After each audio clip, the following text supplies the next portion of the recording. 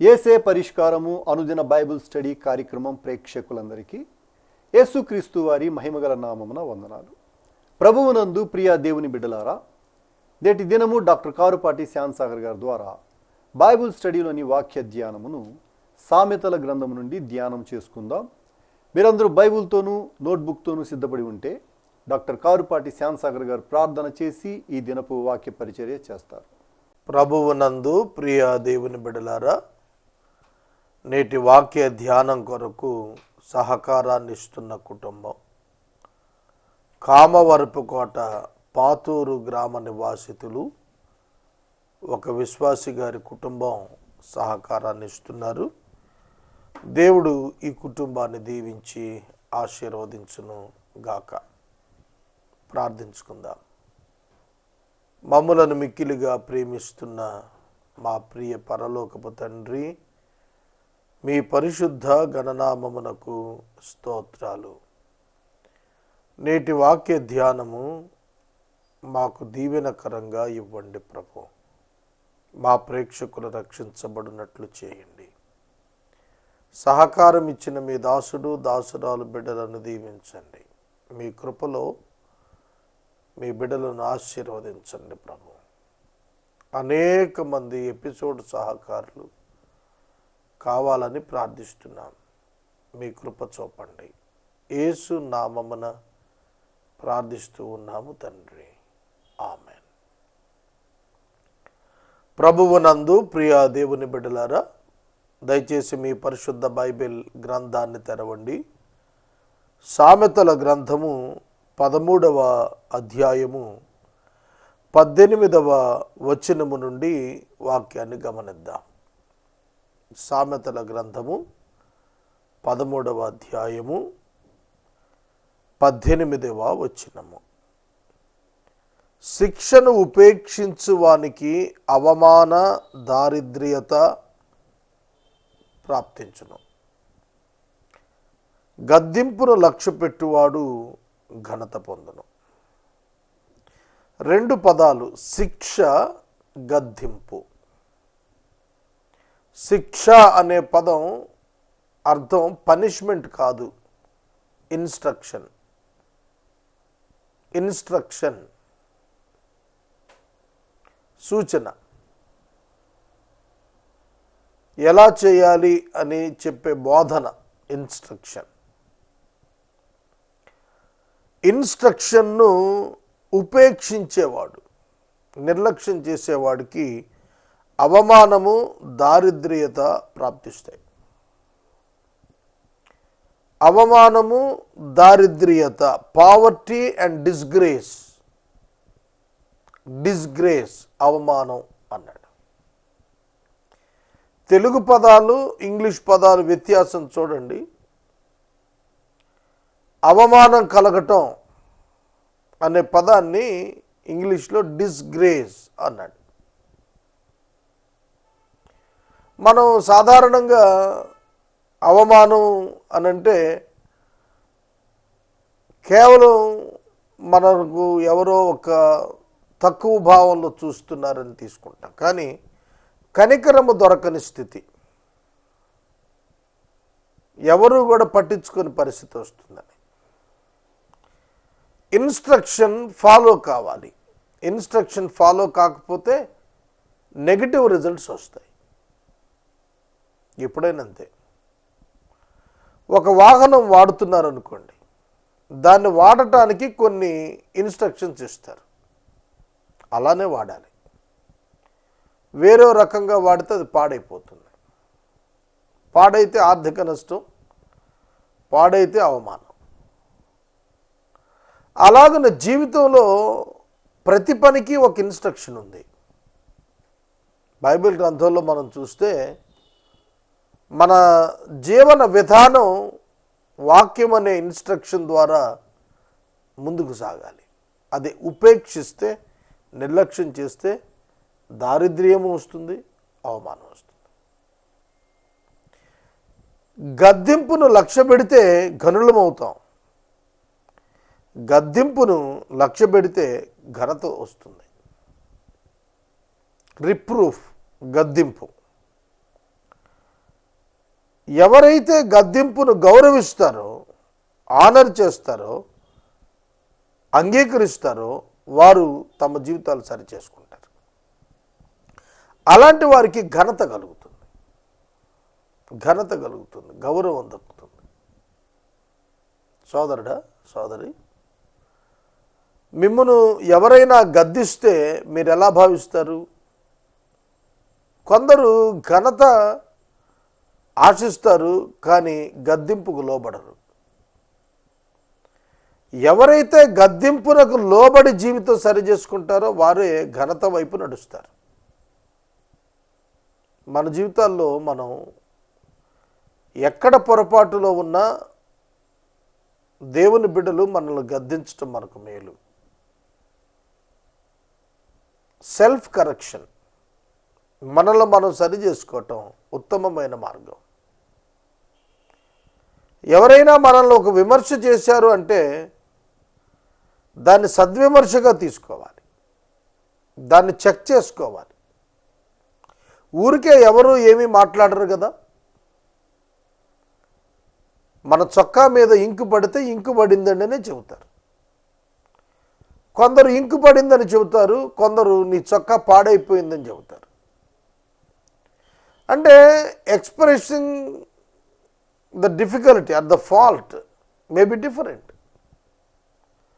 Expression వేరే ఉండొచ్చు, కానీ తాత్పర్యం ఒకటే. ఖరాబ్ అయిన చొక్కా, దాన్ని విమర్శకుడు వారి అవగాహన ప్రకారం విమర్శిస్తూ ఉంటాడు. కొన్ని సందర్భాల్లో మనకు అది బాధను కలిగించవచ్చు. ఇదేం చొక్కా ఇట్లాంటిది వేసుకున్నావు అనొచ్చు ఇంకొకడు. చాలా సాఫ్ట్ మైండెడ్ ఫీలో అదే చొక్కా మీద ఇంకు పడిందండి, అది తుడుచుకోండి అని చెప్పచ్చు. ఏదైనప్పటికీ కూడా విషయం ఒకటే, ఏమిటంటే చొక్కా ఇంకు చేత పాడైంది. కాబట్టి కొన్ని సందర్భాల్లో మనుషులు మనల్ని గద్దిస్తున్న విధానాలను బట్టి నెగిటివ్గా థింక్ చేస్తుంటాం వాళ్ళని. కానీ వాస్తవం అది కాదు, మనల్ని సరి చేసుకోవటం. ఇది చాలామందికి అర్థం కాలేదు. అందరు నన్ను తిడుతున్నారు అనుకుంటున్నాం, కానీ మనం ఎక్కడ తిట్లు తినేటట్టుగా బ్రతుకుతున్నాం అనేది మనం పరిశీలించుకోవటం మానేస్తున్నాం.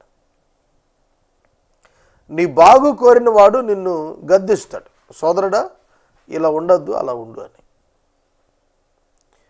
కొన్ని సందర్భాల్లో అవి మనకు బాధాకరం అనిపించవచ్చు, కానీ అవి మనకు ప్రయోజనకరం. గద్దింపును లక్ష్య పెట్టుకుంటే మనకు ప్రయోజనం, ఇన్స్ట్రక్షన్కి లోబడటం మనకు లాభదాయకం. ఇది చాలామందికి అర్థం కావటం లేదు. The best instruction is God's instruction, nothing but the word of God. శిక్ష అనే పదంలో బోధన అనే అర్థం ఉంది కనుక ఈ బోధ దేవుడు డైరెక్ట్గా ఇచ్చిన బోధ అయిన వాక్యము మన జీవితాలకు లాభకరం. దాన్ని వదిలిపెడితే అవమానము పేదరికమే. ద్వితీయ ఉపదేశకాండంలో చెప్పబడిన మాట, మీరు ధర్మశాస్త్రమును పాటించిన ఎడల మీలో పేదవాడు ఎవడు? అవును, ఇన్స్ట్రక్షన్ ఫాలో అయితే ఎవరు పేదవాడు? చాలా ఇన్స్ట్రక్షన్స్ ఉంటాయి. హెల్త్ కేర్ ఇన్స్ట్రక్షన్స్ ఉంటాయి, ఫైనాన్షియల్ మేనేజ్మెంట్ ఇన్స్ట్రక్షన్స్ ఉన్నాయి, ఫ్యామిలీ రిలేషన్షిప్స్ని గురించిన ఇన్స్ట్రక్షన్స్ ఉన్నాయి. అనేక రకాలైనటువంటి బోధ బైబిల్లో ఉంది. వాటిని ఉపేక్షించి ఎందుకు జీవితాన్ని పాడు చేసుకుంటారు? రీడ్ ద బైబిల్ చదవండి. ఇన్స్ట్రక్షన్ దేవుడు చాలా తేటగా ఇచ్చాడు. ఆ శిక్ష, ఆ బోధ ప్రభువు బోధ. అందుకే తండ్రులారా మీ పిల్లలను దేవుని బోధలో క్రమశిక్షణలో పెంచమన్నాడు. మోషే ఇజ్రాయేలు దేశములో తండ్రులందరికీ హెచ్చరిక ఇచ్చాడు, మీ బిడ్డలను ప్రభు బోధలో పెంచమన్నాడు. ఎఫెసీ పత్రిక 6వ అధ్యాయంలో కూడా మీ పిల్లలకు కోపము రేపక ప్రభువు శిక్షలో పెంచండి అన్నాడు. అంటే ప్రభువు యొక్క బోధలో పెంచండి బిడ్డలు అన్నాడు పౌలు గారు. బోధ చాలా ప్రాముఖ్యం. ఎంత చెప్పినా వినలేదండి, నాశనమయ్యాడు అనే పదాలు ఇప్పుడు వింటూ ఉంటాం. కొన్ని సందర్భాల్లో నాశనమైన వాళ్ళే వాపోతుంటారు, అయ్యా మేము ఎంత చెప్పినా వినలేదండి, అందుకే ఇలా అయిపోయామండి అని. చాలామంది యవనులు దేవుని యొక్క బోధను పక్కన పెట్టేస్తున్నారు. స్వేచ్ఛ కావాలని కోరుతోంది మానవ మనస్సు మొదటి నుంచి కూడాను. మానవునికి నిజమైన స్వేచ్ఛ ఎక్కడ దొరుకుతుంది? వాక్యాన్ని నెరవేర్చినప్పుడు కలుగుతుంది. కానీ స్వచిత్తం నెరవేర్చుకోవాలనేటువంటి భావనలో స్వేచ్ఛను కోరుకుంటున్నటువంటి వ్యక్తులు ఇబ్బందులు పాలవుతారు. మనసు యొక్క విధానం మీరు గమనిస్తే పరిమితులు లేవు. దీనికి ఎంత స్వేచ్ఛ అంటే ఇష్టం అంటే మనకే మనం హాని చేసుకునే అంతటి స్వేచ్ఛ ఇష్టం మనకి. షుగర్ పేషెంట్ ఉంటాడు, దాన్ని పట్టించుకోకుండా స్వీట్స్ తింటంలో స్వేచ్ఛ కోరుకుంటే ఏమవుతుంది? శరీర అవయవాలన్నీ కుళ్ళిపోతాయి, షుగర్ లెవెల్స్ కంట్రోల్ రావు. కనుక ఒక విద్యార్థి ఉన్నాడు, విద్యార్థికి విద్య అభ్యసించటమే పర్పస్, కానీ దాన్ని వదిలిపెట్టి తిరిగితే అదే స్వేచ్ఛ అనుకుంటే బాధ్యతలను మరిచిన స్వేచ్ఛ స్వకీయ నాశనానికే కారణమవుతుంది. ఇవాళ స్వేచ్ఛ కోరుతున్నారు అంతా కూడా, యువత ప్రధానంగా స్వేచ్ఛ కోరుకుంటున్నారు. కానీ పెంచుతూ ఉన్న తల్లిదండ్రుల బోధ ఇవాళ పిల్లలకు రుచించట్ల. పాశ్చాత్య దేశపు పోకడలు మన సాంప్రదాయంలో తీసుకురావడానికి ప్రయత్నం చేస్తున్నారు పిల్లలు. కాంట్రవర్సీ స్టార్ట్ అవుతుంది అక్కడే, పేరెంట్స్కి చిల్డ్రన్కి. కారణం శిక్షను ఉపేక్షిస్తున్నాడు, దానివల్ల చెడిపోతాడనే బాధ తల్లిదండ్రులు వేధిస్తాం. అందుకే సొలొమోను గారు అంతగా చెబుతున్నాడు. 19వ వచనంలోకి వెళ్దాం. ఆశ తీరుట ప్రాణానికి తీపి, చెడుతనమును విడుచుట మూర్ఖులకు అసహ్యం. A desire fulfilled is sweet to the soul. ప్రాణము చెప్పాను కదా ఇప్పుడు నేను, మానవ ప్రాణము సంతృష్టి నొందేది ఎప్పుడో తెలుసా? కోరికలు తీరినప్పుడు, ఆశలు తీరినప్పుడు. ఆశలు, డిజైర్ అంటే కోరిక, ఇక్కడ ఆశ అన్నాడు. డిజైర్స్, వాంట్స్, డిజైర్స్, కోరికలు, ఇచ్ఛలు. ఇచ్ఛ తీరుట హృదయానికి సంతోషాన్ని ఇస్తుంది. కనుక అది శరీరేచ్ఛ అయి ఉంటే జీవితానికి దుఃఖాన్ని మిగిలిస్తుంది. దైవ సంబంధమైన ఇచ్ఛ, డిజైర్ అయితే అది లాభాన్ని మిగులుస్తుంది, నిత్యత్వంలో చోటును వృద్ధి చేస్తుంది. కనుక శరీరేచ్ఛ, దైవేచ్ఛ, ఈ రెండింటిలో ఏది నెరవేర్చుకుని ఆనందపడుతున్నావు? శరీరేచ్ఛ నెరవేర్పు భౌతికమైన జీవితంలో వృద్ధిలోకి రావాలని కోరుతుంది. ఆత్మ సంబంధమైనటువంటి ఇచ్ఛ దేవునితో సమీపంగా ఉండాలి, ఆయన సారూప్యంలోకి మారాలని కోరుతుంది. ఏ కోరిక నిన్ను సంతృప్తి చేస్తుంది, పరుస్తుంది?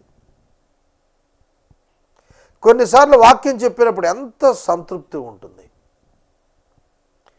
కొన్ని సందర్భాల్లో మంచి భోజనం తింటే సంతృప్తి ఉంటుంది. దేనికి నువ్వు ఎన్నిక చేసుకుంటున్నావు?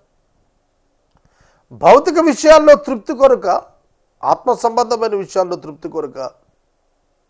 ఆశ తీరుట ప్రాణానికి తీపి. నీ ప్రాణానికి ఏది ఇష్టంగా ఉంటుంది, ఏది సంతోషంగా ఉంటుంది? అయ్యో సువార్త ప్రకటించని ఎడల నాకు శ్రమ అన్నాడు.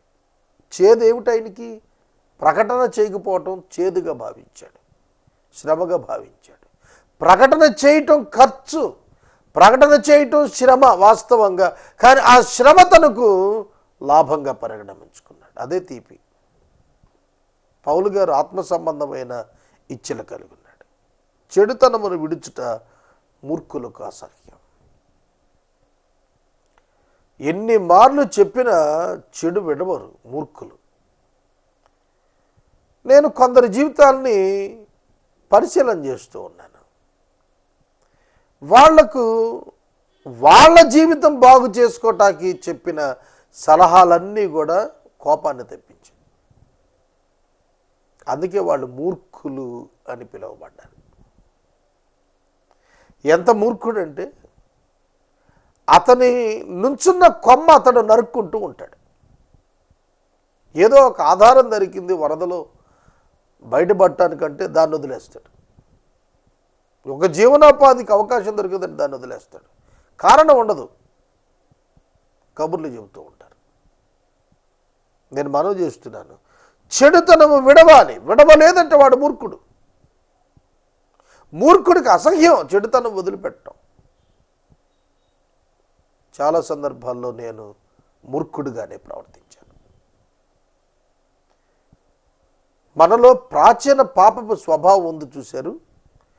ఇది మన శరీరంలో నివసిస్తున్న వేరొక నియమం. ఈ నియమానికి లోబడ్డాము, మరణానికి దారితీస్తుంది.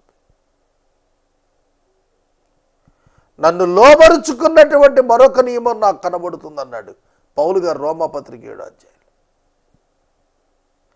ఆత్మ యొక్క నియమానికి లోబడదామా, శరీరం యొక్క నియమానికి లోబడదామా? శరీర నియమానికి లోబడితే మనము మూర్ఖులం అవుతాం.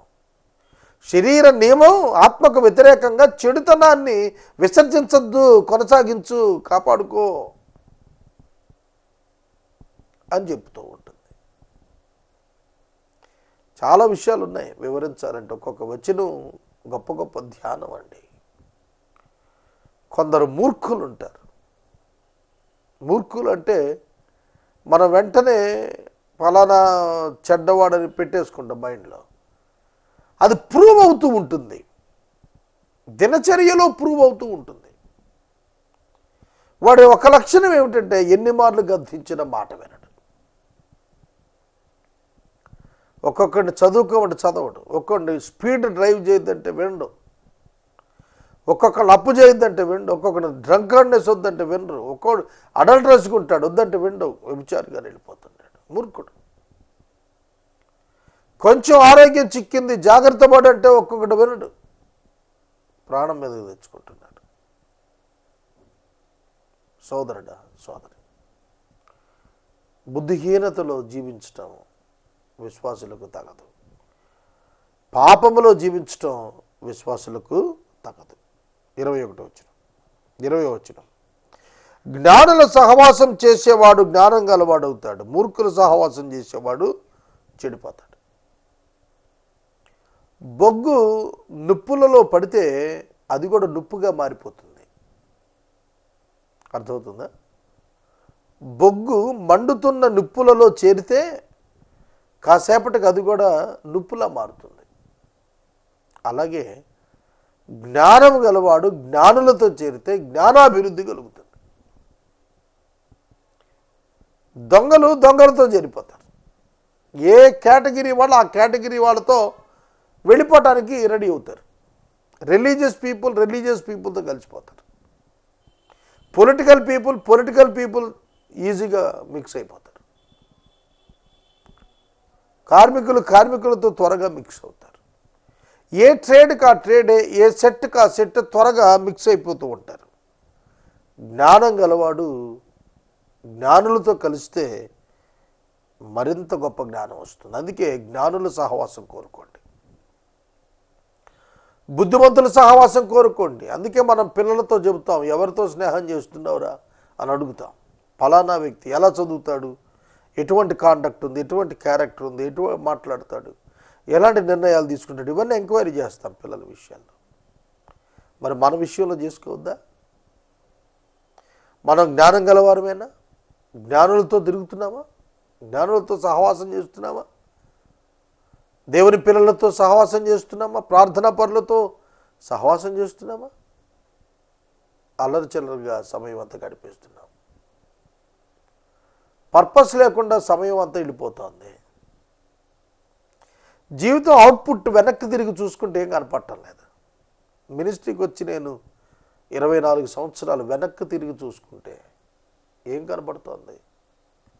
కనబడాల్సింది భవనాలు కాదు, కనబడాల్సింది చర్చ్ బిల్డింగ్స్ కాదు. నీ చేత ప్రభావం చెందిన ఒక సమాజం ఏదైనా ఏర్పడిందా, అది కనపడాలి. నీ ముద్రలు స్థాపించబడ్డాయా సమాజంలో, అది కనపడాలి. ఈ మధ్యన ఒక దైవ సేవకులు చనిపోయారు. ఆయన మెమోరియల్ సర్వీస్కి వెళ్ళాను నేను.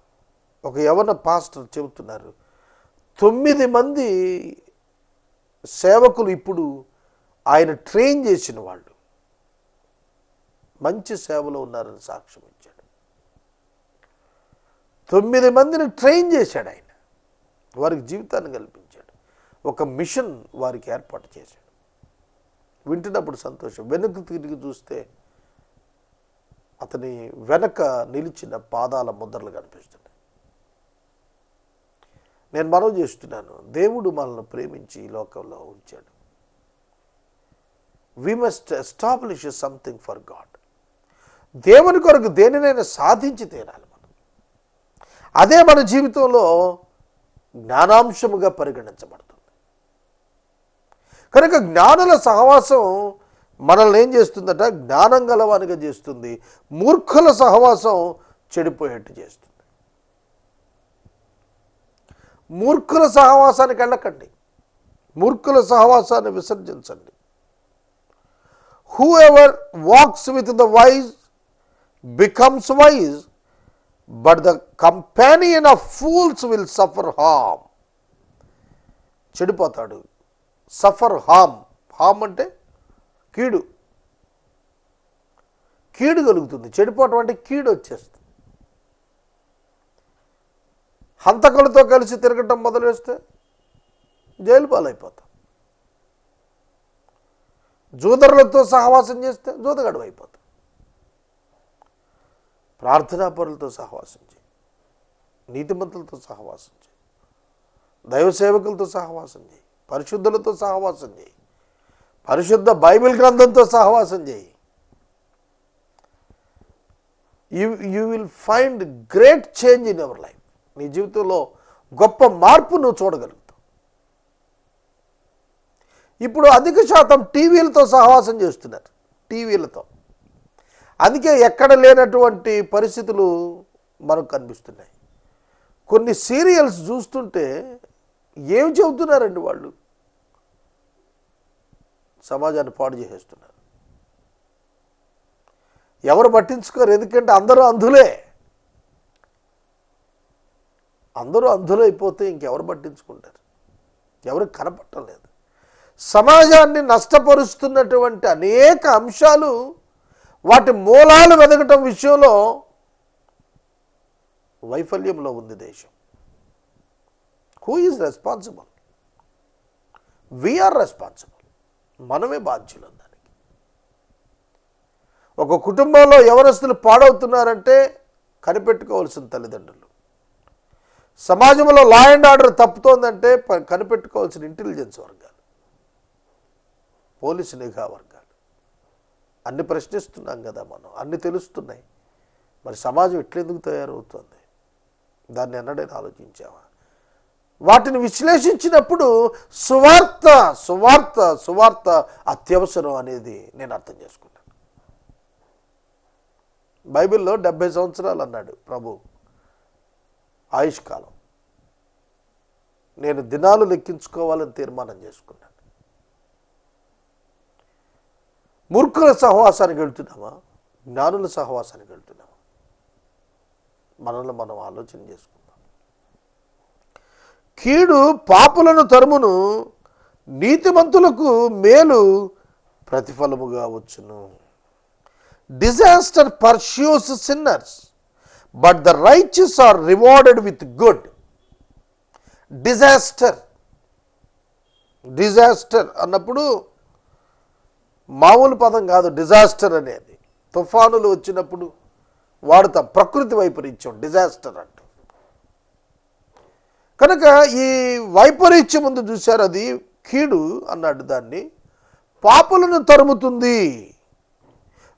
ఇక్కడ తరుమును అన్నాడు కానీ పర్స్యూస్, ఇంగ్లీష్ బైబిల్లో పర్స్యూస్ అన్నాడు.